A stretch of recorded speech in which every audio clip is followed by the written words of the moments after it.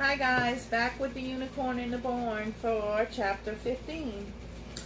The next couple of weeks were pretty good. Grandma was making plans for Christmas, telling us how to decorate the house and what church services she wanted to go to. Allegra made another unicorn hair bracelet, so Grandma had one for each hand. We had figured out that the hair wasn't a complete cure like the horn. It was more like medicine you need to take all the time.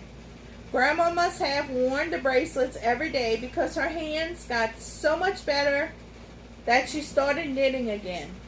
I didn't even care that I had to go pick up yarn for her at Walmart. Shoot, I used some of my own money to buy her this pretty greeny brown mix that reminded me of Moon Pearl's eyes. Figured it would make a good Christmas present. If she made me a scarf out of that, I might even wear it. The Saturday before Christmas, as I was going over to the barn that afternoon, I noticed that the no trespassing sign was gone from my treehouse oak.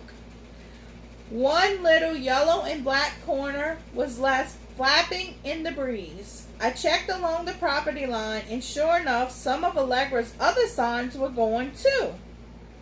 I found one under a bush and another one next to the path.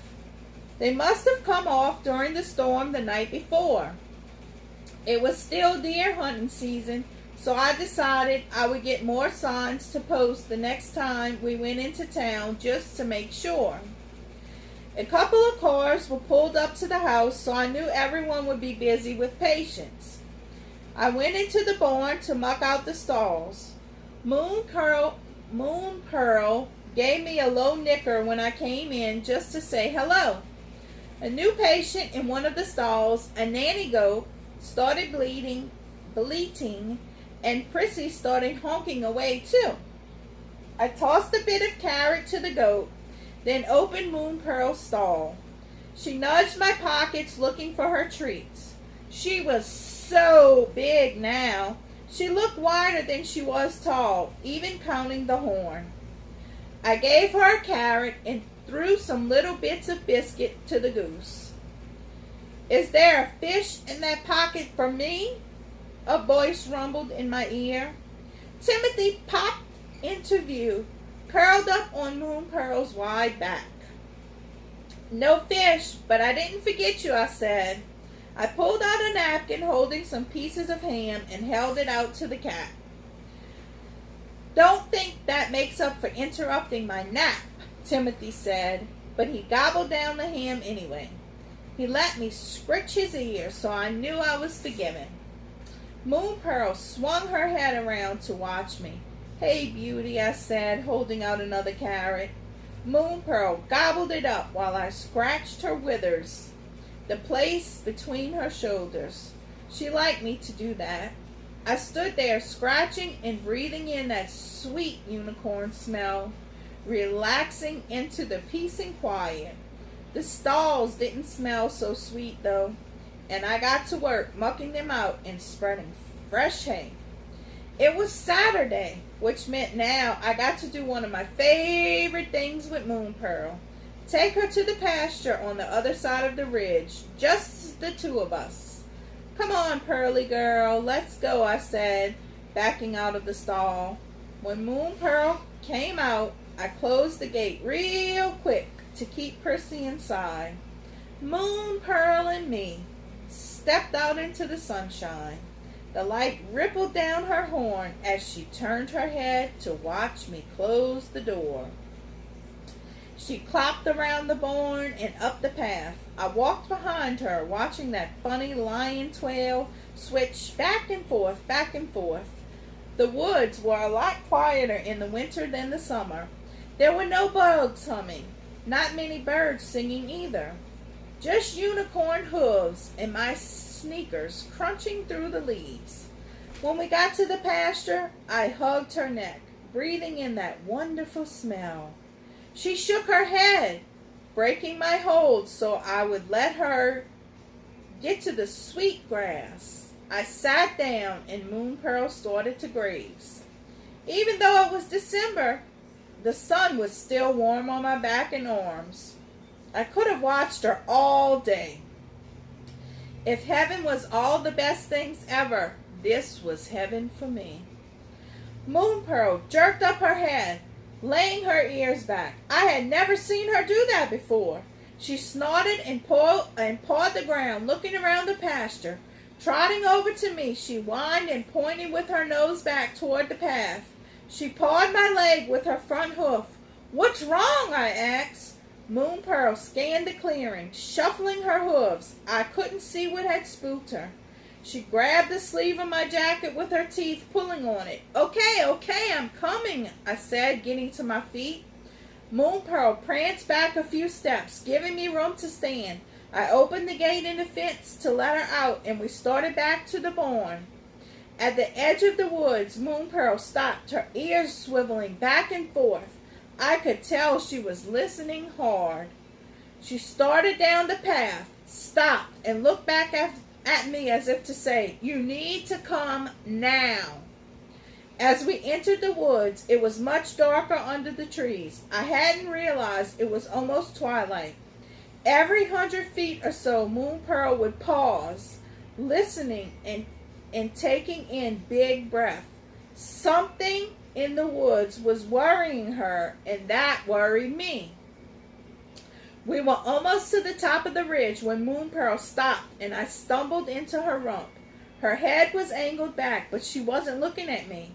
I spun around. Someone was behind us. About 100 feet from us, a dark figure stood on the path. "Oh no, someone has seen Moon Pearl. Dr. B will be so mad," was my first thought. I moved to try to block Moon Pearl so he couldn't see her horn. He took a couple of steps towards us. "Hey, whoever you are, this is Harper's Woods. You're trespassing," I called. He gave a weird laugh that sounded like a cough. Moon Pearl shuddered me aside, lowering her horn. The stranger took another step towards us. Moon Pearl snorted and pawed the ground. The stranger dropped down onto all fours. Big yellow eyes glowed in the dark. Whatever that thing was, it wasn't a person. The thing crouched lower and stretched out, big paw gently, silently, placing it down on the path. It moved like a cat, a really big cat. Closer and closer it crept, then snarled, flashing big fangs. It looked like a mountain lion, but mountain lions don't live around here. Oh no, look at what it is.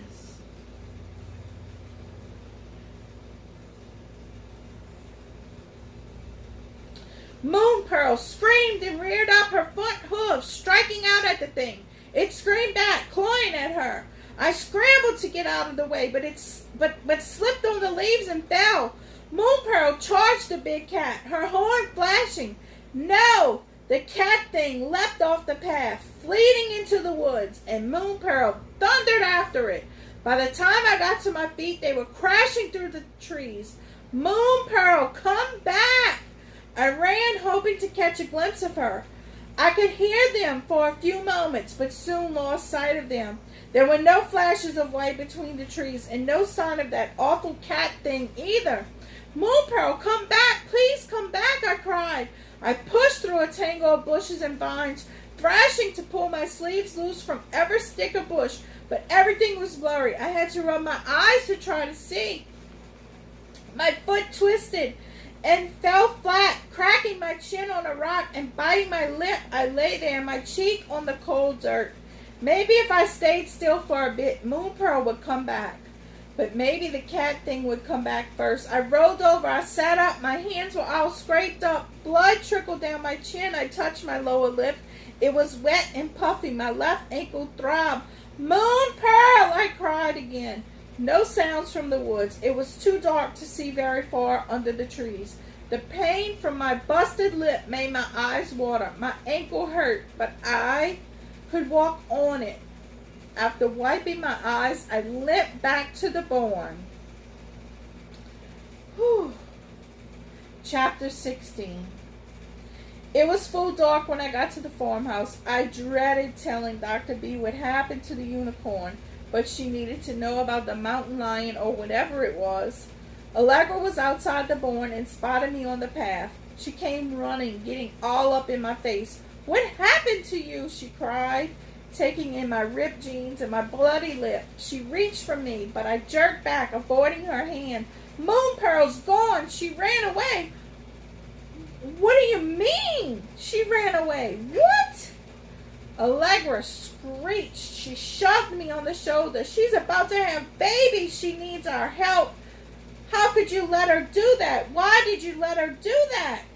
She yelled. She shoved me again, and I let her. I deserved it. Moon Pearl fought that mountain lion monster, and I didn't do anything to defend us. I was a coward. "Answer me!" That girl was so mad she kept jumping around, yelling at me. "Why?" I was afraid she would start kicking me. I would probably have to let her do that too. I tried to explain, but I couldn't get in a word. "Allegra, what are you doing?" Dr. B grabbed Allegra's arm and pulled her back. "He lost Moon Pearl. I told you we should have never let him help. I knew we couldn't trust him." Dr. B crouched down next to me and took hold of my chin, inspecting my bloody lip. "Eric, is this true?" My throat was so tight I could hardly speak. I nodded. "Tell me what happened," she said. "We were coming back from the pasture, and someone was following us. At least at first I thought it was a person because it was walking on 2 legs. But then it snarled at us, dropped onto all 4s. It looked like a big old mountain lion. But it couldn't be that. It had to be something magical. Moon Pearl fought it, and it chased it into the woods." "It sounds like a wampus cat," Timothy said. He twined around my ankles. "What is a wampus cat?" Allegra said. "Legend has it that the first wampus cat was a Cherokee woman who changed into a mountain lion. Although why anyone would want to turn back a human when you could be feline, I sure don't know. Their usual range is in the mountains, so this is most troubling." "Why is that?" Dr. B asked. "Such powerful creatures don't leave their homes without a reason. I have never heard of one in this area before. You were fortunate you were there with the lady." Timothy's tail was lashing back and forth. He looked into my face. "They don't like men or boys. Few survive an encounter with a wampus cat. They are not kindly creatures, but they are also hornibarbers."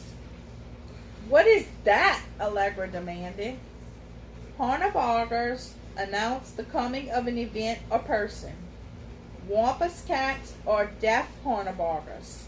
Seeing a wampus cat means that someone will die soon," Timothy said. "Does that mean that Moon Pearl is going to die or one of her babies?" Allegra cried. And I had left Moon Pearl alone in that forest. I pulled away from Dr. B. "I have to go find her. I have to go find her. I have to find Moon Pearl. I couldn't let that wampus cat be right. I couldn't let Moon Pearl die." "I'll go with you," Allegra cried. "You're not going anywhere, either of you," said Dr. B, grabbing each of us by the arm. "It's too dark to find anything in those woods now." "But Mom, she needs us," Allegra shouted, trying to pull away. "Moon Pearl has survived on her own all this time just fine. I doubt we can find her if she doesn't want to be found. If she wants our help, she will come back." Dr. B pulled us in the direction of the house.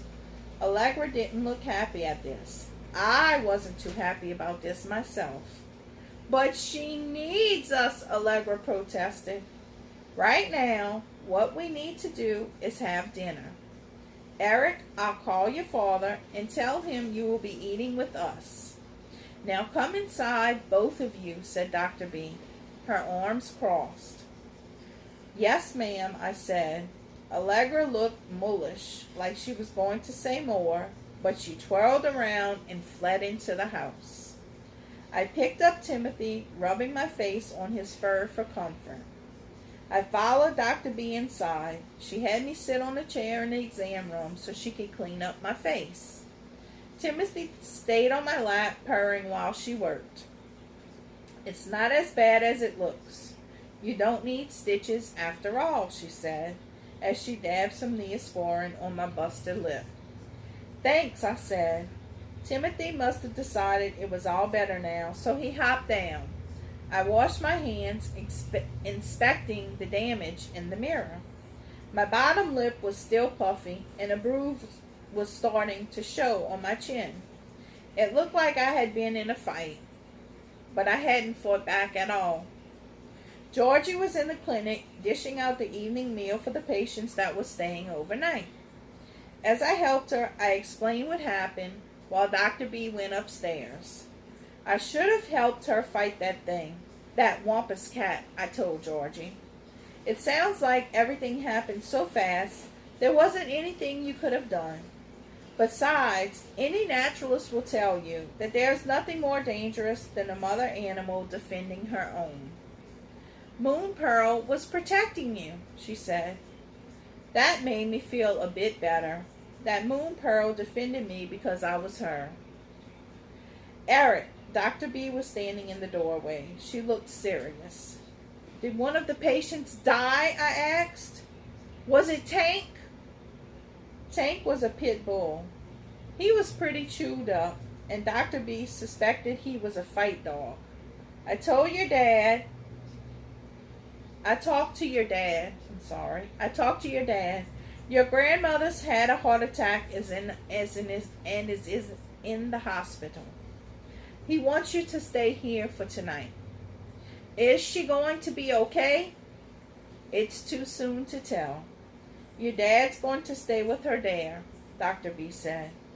She's going to be all right, though. She's coming home for Christmas, I said. Could this day get any worse? First, Moon Pearl was lost in the woods. Now, Grandma was in the hospital. I hope so, Dr. B replied. The clinic's front door buzzed, and she glanced down the hall. Are you going to be okay? She asked me. I nodded, getting real busy with dishes. She gave me a long look before leaving. Allegra and Georgie were both smart enough not to ask me about it. We just all went about our business, feeding the animals, cleaning up like nothing was wrong. We had dinner upstairs in the new kitchen, made out of my dad's old bedroom. It was strange seeing his old closet turned into a pantry full of food and a refrigerator where his dresser used to be. Dr. B made popcorn shrimp my favorite, but I could hardly taste it. Dad called after dinner. I wanted to talk to Grandma, but she was sleeping. She's stable for now, he told me. Then she'll get better soon? It can't be that bad, right? I don't know, son. They're doing everything they can. Steve will come and pick you up tomorrow evening and bring you over. You behave yourself now. I said I would, and we hung up. Steve was spending the night with his friend Richard. They were planning to drive to Charlotte for the football game in the afternoon. Dr. B made a bed for me on the couch in the room they used for a den. After I brushed my teeth and got under the blanket, Allegra came out of her room. She handed me a necklace with a big braided white disc strung on it. I made it twice as much hair as the bracelets. Maybe if she wears it touching her chest, it will help her heart. You can give it to her when you visit. Thanks, I said, and slipped the necklace over my head. I held it to my nose and caught a faint whiff of damp earth and roses. Allegra must have gathered some of the hair that day for the smell to still be there. It made me feel a bit better. Surely Moon Pearl would come back in the morning. After Allegra went to bed and Dr. B closed the door to her room, I lay back down on the couch listening to the night noises of the house. It sounded different from when Grandma lived here. It had some of the same creaks and the grandfather clock was still ticking, but now there was some rustling sounds from the animals in the clinic. I don't know how long I lay there not sleeping, just fretting about Moon Pearl and Grandma. Under the ticking of the clock, there came a soft humming sound. It got louder, the notes sliding up and down, almost like singing. It was coming from downstairs. I crept down the stairs as quietly as I could, but the third step from the bottom still creaked. It hadn't changed. The singing stopped for a moment, and so did I. The humming started back up, definitely coming from the clinic ward room. I eased the door open and peered inside. Tank was asleep in his crate. The birds had covers over their cages. Across the room near the window, I could just make out a dark shape in the glass jar of skunk water. There was a tiny swish, and the singing filled the room, sweet and rolling like a lullaby.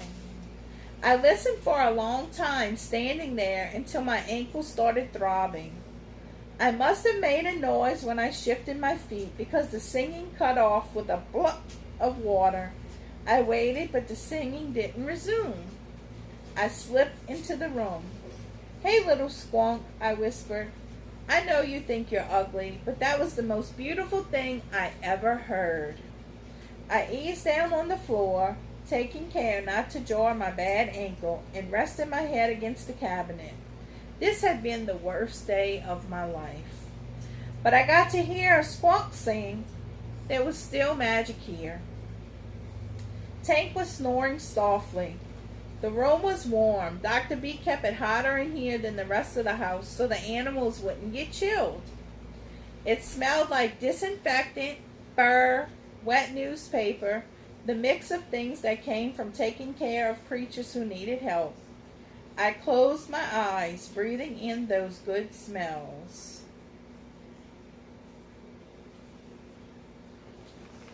And this is how he went to sleep. And that, my friends, is the end of chapter 16. And I hope you're enjoying the story. We'll get back together again for chapter 17 soon. Bye.